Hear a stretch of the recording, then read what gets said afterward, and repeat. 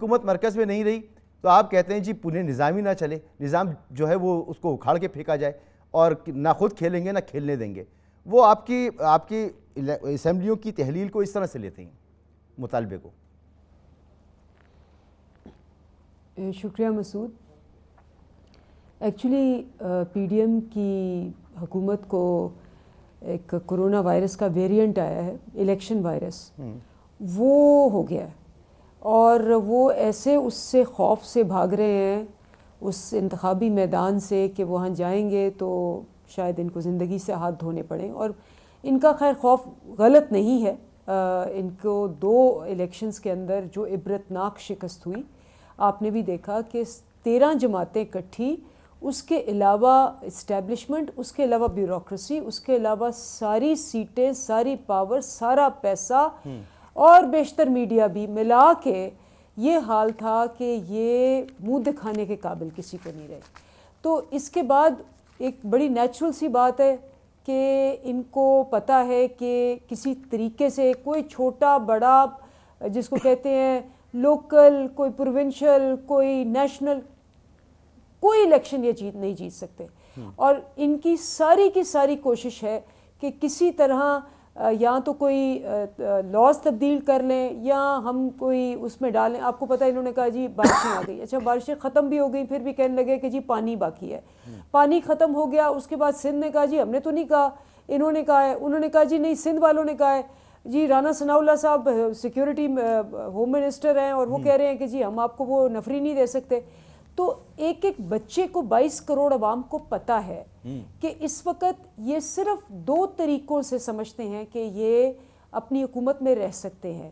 وہ طریقہ یہ ہے کہ یا تو گولیاں ماریں, جو انہوں نے کوشش کی, اور اڑ جائیں پی ٹی آئی کے چیئرمین, پی ٹی آئی کے لوگ, اور دوسری بات ہے کہ ٹیکنیکل ڈسکوالیفائی کر جائیں. اس کے علاوہ کوئی ان کے پاس الٹرنیٹیو ہی نہیں ہے. صبح سے یہ شروع ہوتے ہیں, شام تک اگر آپ دیکھیں تو یہ صرف ایک ہی بات کرتے ہیں گولیاں مارنے والا معاملہ تو خیر وہ بندہ پکڑا گیا ہے, انویسٹیگیشن اس کی ہو رہی ہے, وہ جو ہے وہ تو نہیں. ہاں ٹیکنیکل گراؤنڈ پہ ضرور وہ آئین میں آپشنز موجود ہیں, ان کو وہ ایکسرسائز کر رہے ہیں. اس کا عوامی رد عمل کیا آ رہا ہے وہ بھی ان کے سامنے ہے, وہ اس کو سمجھتے ہیں ٹھیک ہے وہ ان کی سیاست ہے. لیکن اب اگلا مرحلہ یہ ہے کہ ایاز صادق صاحب نے پھر کہا ہے نواز شریف صاحب واپس آ رہے ہیں.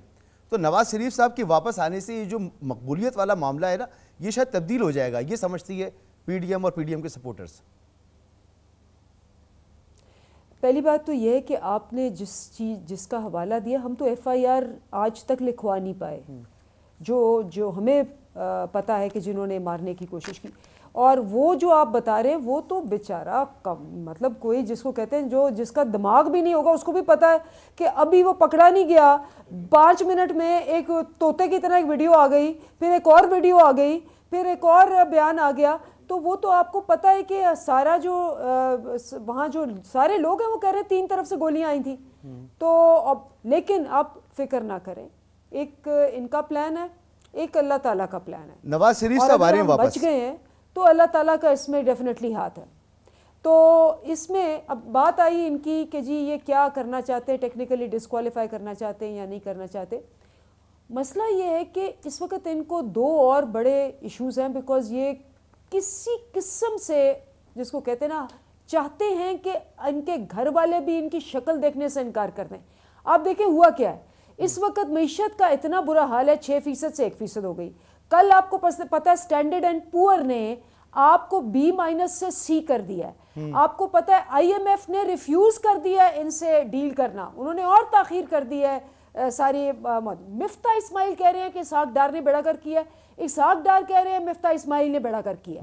اور آپ دیکھیں کہ اس وقت سارے دہشت گرد جو ہیں وہ ہر طرف منڈلا رہے ہیں, اسلام آباد پہنچ گئے ہیں. ایک نیشنل سیکیورٹی کمیٹی کا اجلاس نہیں بلایا پرائم منسٹر نے, ایک اجلاس نہیں بلایا, کسی قسم کی اس پہ کوئی کسی قسم کی اسٹریٹجی, نیشنل ایکشن پلان کچھ نہیں ہوا.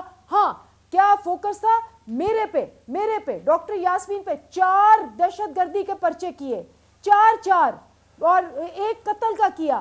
مطلب ہم پہ یہ دہشت گردی کے پرچے لگا رہے ہیں اور مین ٹائم جو دہشت گرد ہیں وہ ان کے سر پہ آ کے کھڑے ہیں, انوسنٹ لوگوں کو مار رہے ہیں. ہم سب کے سر پہ آگے کھڑے ہیں دلیپ صاحبہ, یہ ہم سب کے لیے سوچنے کی بات ہے یہ ہم سب کے لیے تشویش کی بات ہے. معیشت نہ آپ کے بس کی تھی نہ ان کے اکیلے کے بس کی ہے.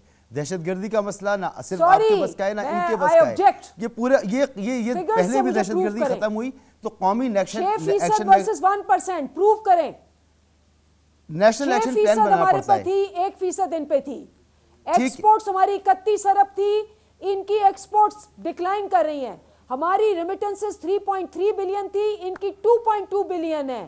ہماری انڈسٹریل گروتھ 10.1% تھی, ان کی 1% رہ گئی ہے.